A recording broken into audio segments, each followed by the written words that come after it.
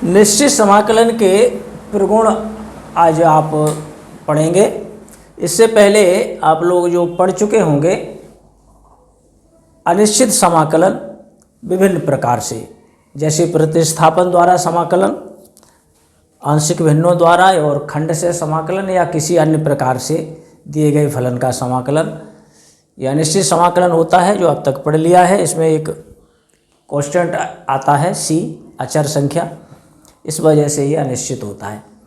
निश्चित समाकलन जब आप पढ़ने जा रहे हैं या पढ़ लिया है तो उसमें फलन की सीमाएं दी होती हैं और वो c जो है कैंसिल हो जाता है जो अब तक अज्ञात होता था और एक निश्चित मान प्राप्त होता है।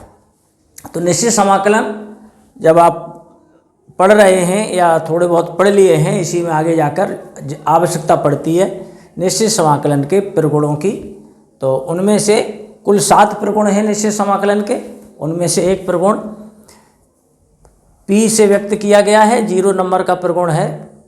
0 इसलिए नाम दिया गया है 1 न देकर 0 कि इस प्रगुण को बिना लगाए भी काम चल सकता है।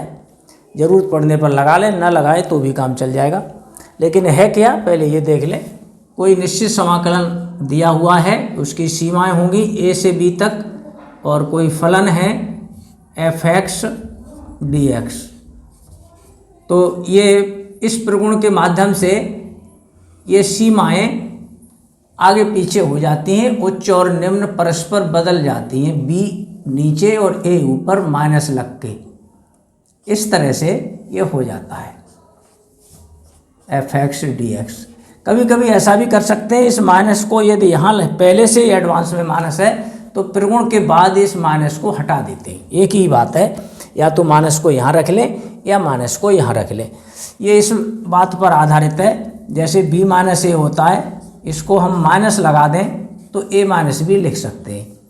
तो कोई a और b जब सीमाएं दी होती हैं तो a छोटा मान होता है, b बड़ा मान होता है। इसे निम्न सीमा और इसे उच्च सीमा कहते हैं। जब किसी फलन का प्रतिस्थापन कर रहे होते हैं तो प्रतिस्थापन के दौरान जो सीमाएं वो परिवर्तित हो जाती हैं। a और b की जगह कोई नए मान आएंगे और वो नए मान, कभी कभी उच्च मान जो है ज़्यादा वाला मान कम हो जाता है और कम वाला मान ज़्यादा हो जाता है।